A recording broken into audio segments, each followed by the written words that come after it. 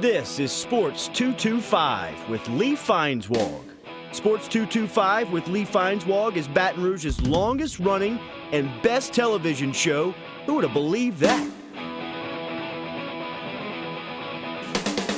My best friend, Lee Feinswag, with the Christmas. Sports 225 is brought to you by Breck. Remember, it all starts at Breck.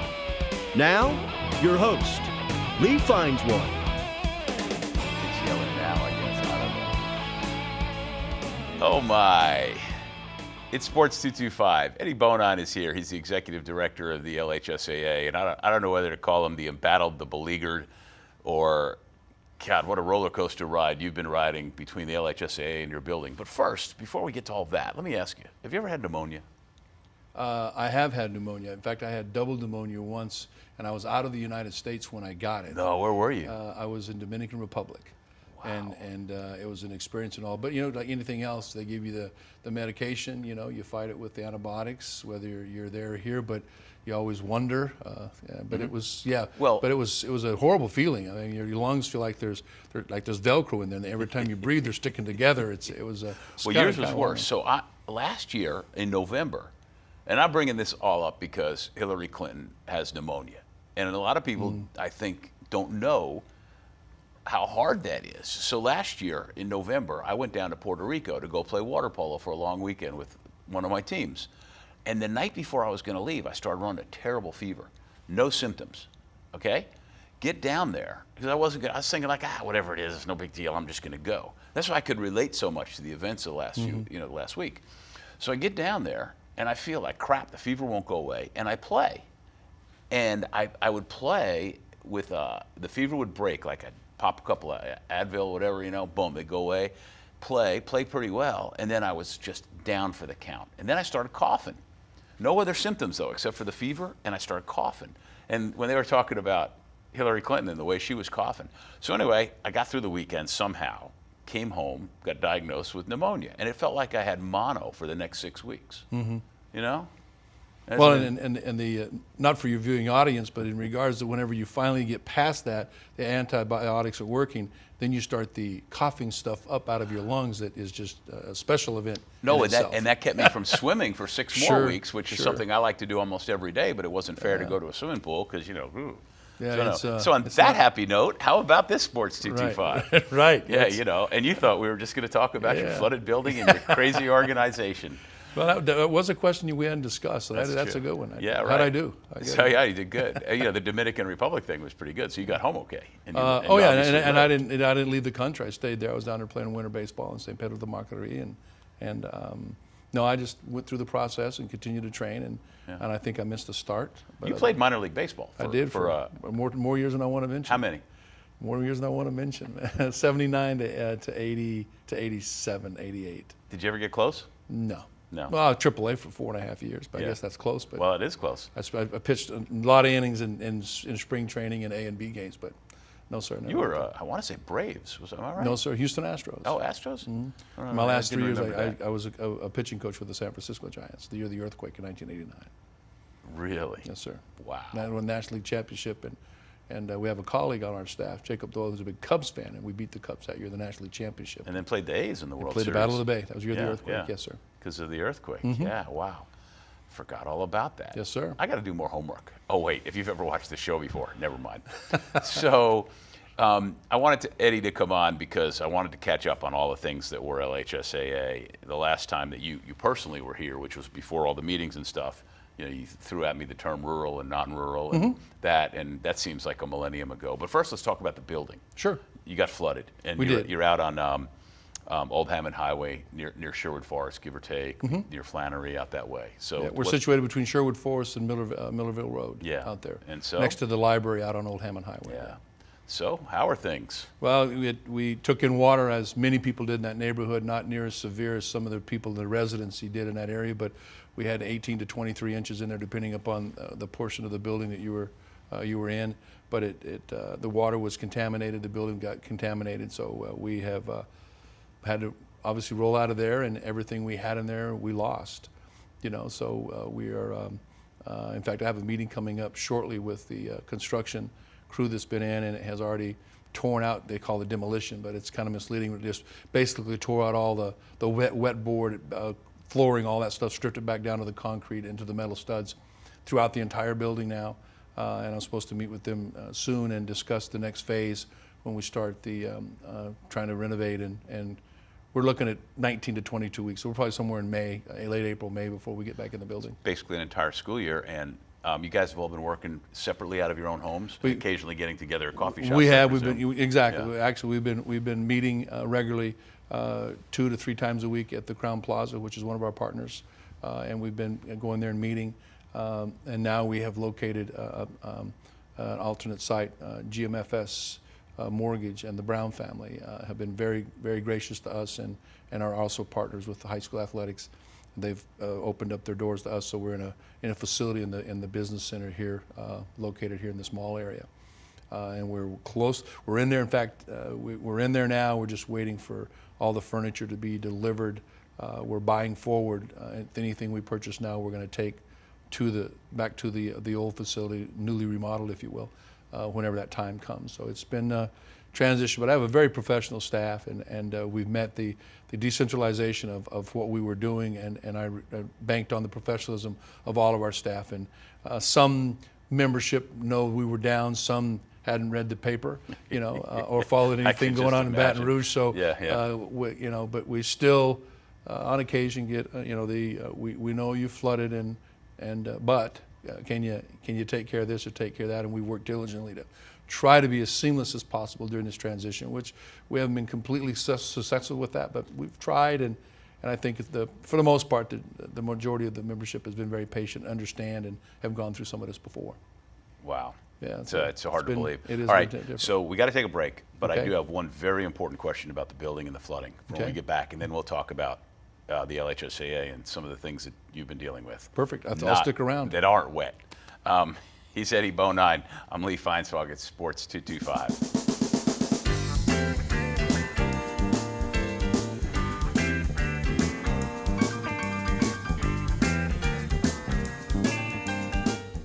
Hi, I'm Joe Martin, president of ITI Technical College.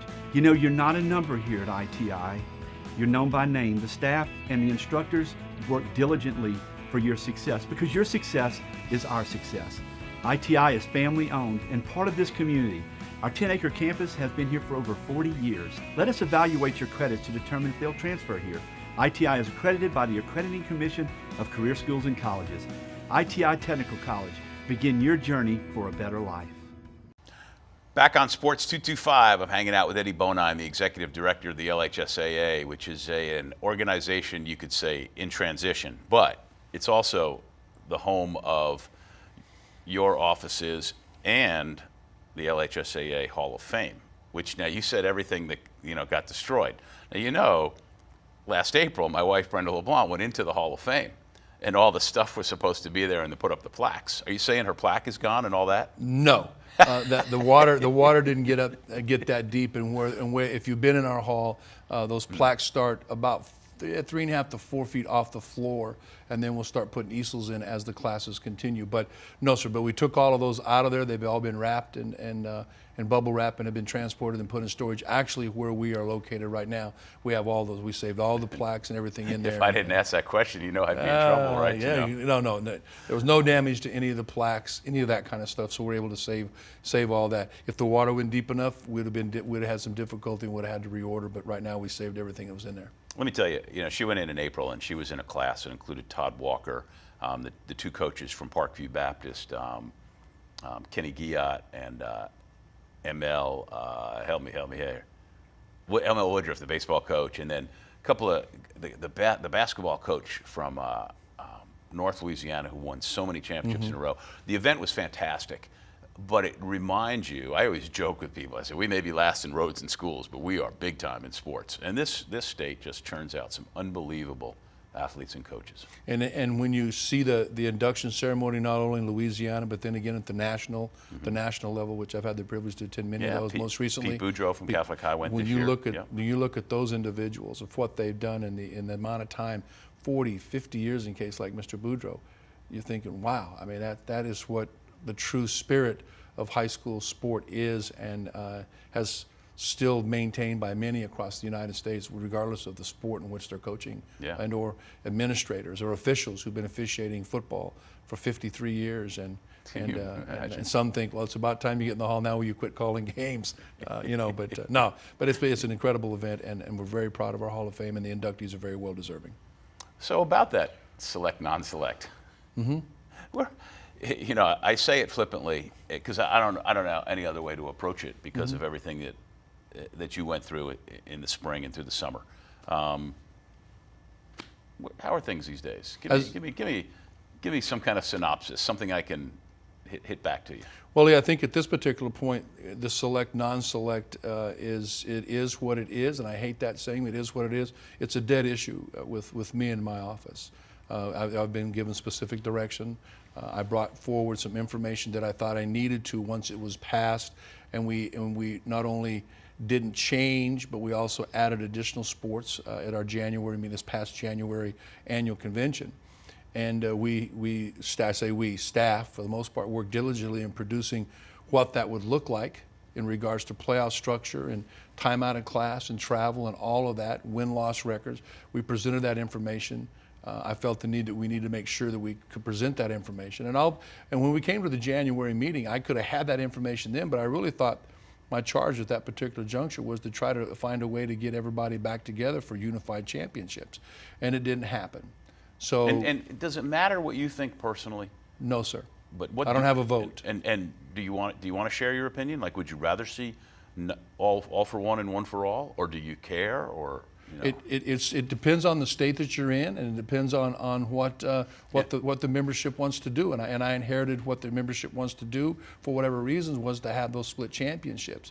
My charge, as many know now, through my interview process, my interpretation was to attempt to bring everybody back together. And when I had the task force meeting, that first 90 days I was on the job, within 45 days I had that task force identified, volunteered, was enforce the rules. If we would have just enforced the rules consistently across the state, and our membership would have done the same on their responsibility, we wouldn't be in this particular position. Now, so when you say that, but do you mean recruiting? Recruiting is one of those, yes, sir, on how the public schools feel as though that those select schools, whether it be a private parochial, a magnet, or other form of school, are able to get students into the school where in some communities they have to take the kids that doesn't sound nice, have to take the kids or play at a hand that's dealt them, meaning the ones that live there. The ones that live there, that is correct. And not only in this state, but states across the United States, it seems as though most students don't want to play where they live for whatever reasons. And now and I'm a proponent of educational options as a past principal and an educator. And if schools want to make those choices, so be it. But we also have to make sure that our rules will also work in compliance with the system in the process. So back to your original question. It doesn't matter one way or another to me, but my initial charge was attempt to try to pull it back together. Very soon thereafter, I realized that this wasn't going to happen, especially when individuals across the state go on other TV stations and or radio stations say, hey, we know what we're going to do now. I don't know why Mr. Bonine is wasting his time doing what he's doing, because this is what we're going to do come January. Wow. And it happened. Yeah. Okay. Yeah. So I wish I would have known that, and I wouldn't not waste my time. But what it did do, Lee, on a personal note, was I was able to meet some really, really good people that have sincere concerns about the association in regards to what they think it should be and what it should look like. That's behind us now. That's rearview mirror stuff for me. So now, as I move forward, it's all front windshield. And some days I'm the windshield, some days I'm the bug. It just depends on the issue. Stop on that joke, because you can't top that for the rest of the segment. All right, we'll pick this up right where we left off when we get back with Eddie Bonine. I'm Lee Feinswag at Sports 225.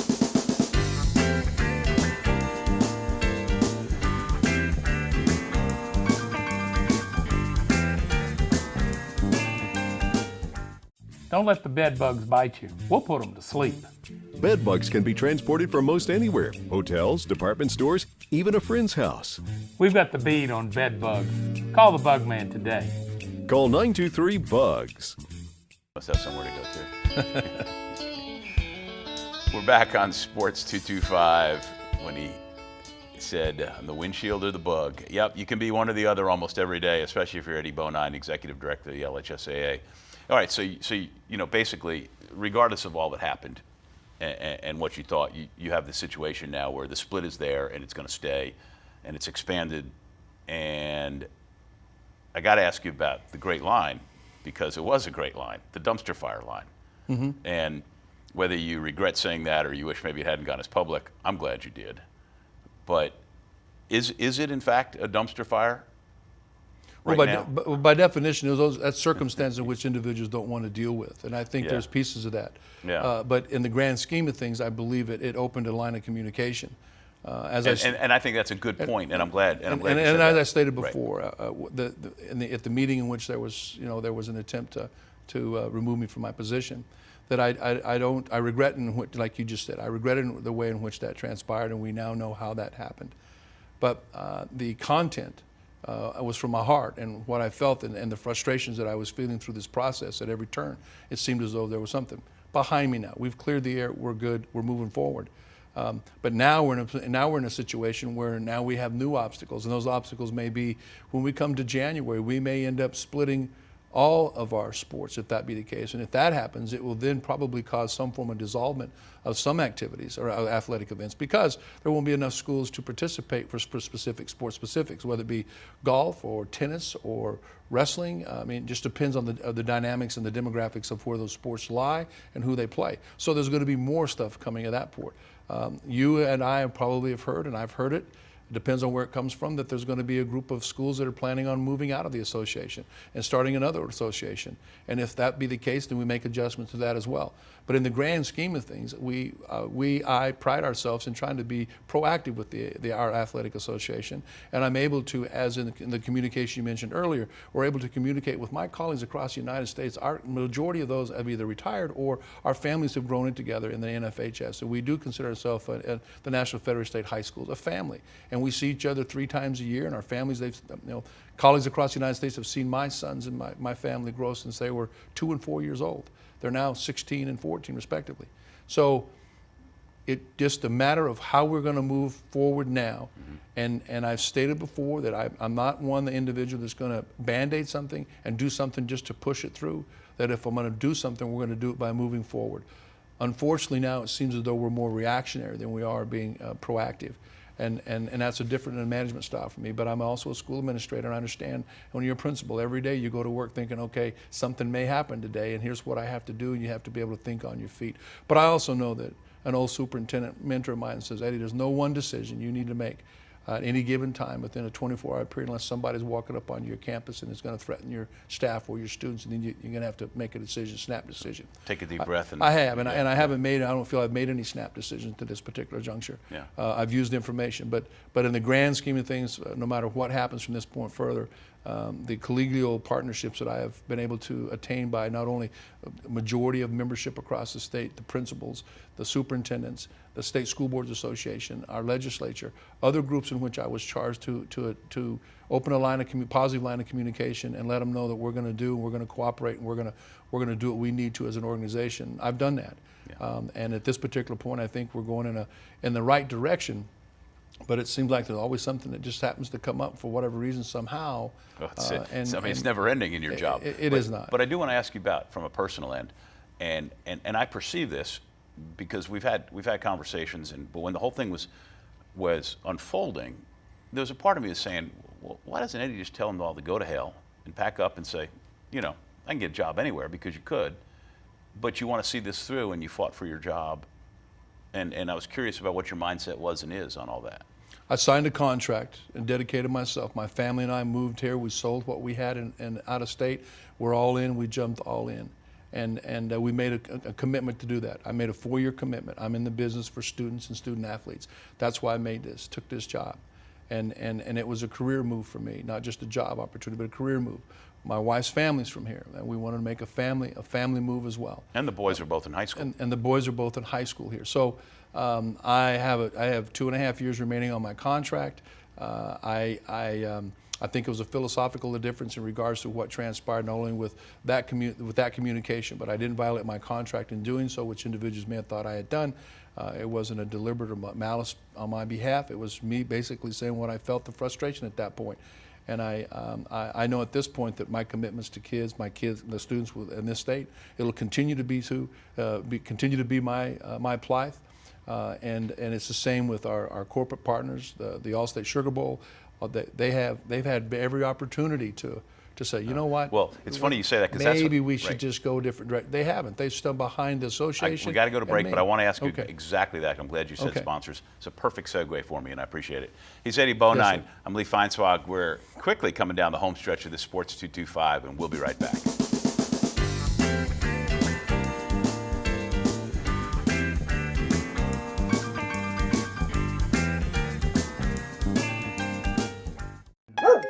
See that dog lover? About to unleash the terror hound on these friendly, unsuspecting canines? Well, I'm the human dislike button, and I see it too. Easy there, Cujo. Taking part in a dog socialization program at a shelter or pet store can help nip this problem in the bud. And no matter how well socialized your pet is, cleaning up the little rays of sunshine they leave in their merry wake is your responsibility. To learn more about me, go to breck.org/HDB. Back on Sports 225, visiting with Eddie Bonine, the Executive Director of the LHSAA, which you can follow at lhsaa.org for information on every sport, which I actually go there fairly often to keep up with what's happening. Good. And follow them on Twitter. They put up scores and all that kind of stuff. It's all good.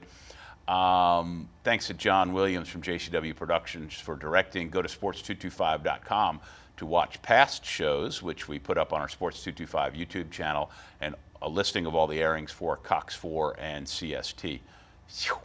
So when we went to break, we were talking about sponsors and money. Mm-hmm. I know the money is a big issue because of sponsors and because of the split has brought on additional expenses. I mean, just the expansion of the football and, and having to play 2 times Correct. in the Superdome and just on and on and on. How are you dealing with, and then of course, insurance doesn't cover everything. There's no way in the world that the flooding in your building isn't going to cost the LHSAA money as well. I'm sure that keeps you up at night. And as we were discussing before the break, the Allstate Sugar Bowl has stood by us through all of this, through all of the splits, so everything that we've done at this particular point.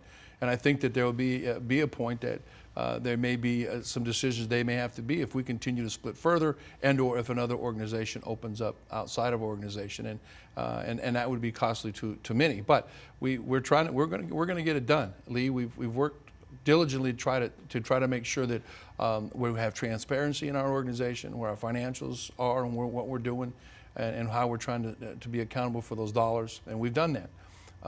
But there is added costs, and most recently at our most recent meeting that we had, we rolled out what those costs would be, and we could be anywhere from $75,000 to $100,000 additional costs over the course of this year for the playoffs if we maintain the same venues that we have, which we pride ourselves in the venues that we have for all of our sports and everything that we do.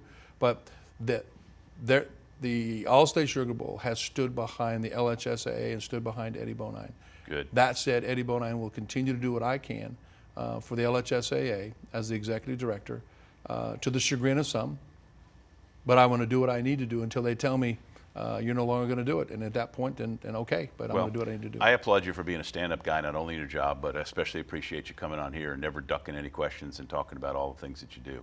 So thank you. I appreciate coming on. I appreciate what you've done historically for the All right. association. And thanks to Jacob Doyle, his right-hand man, for getting him on here. And thanks to all of you for watching. This has been Sports 225.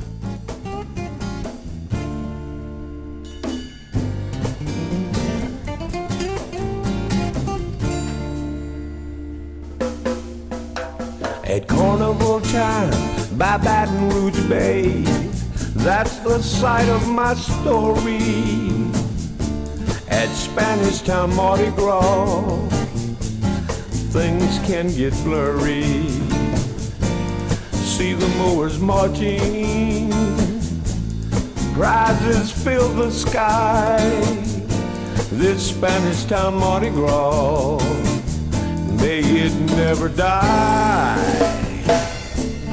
Poetry was everywhere, sweet music filled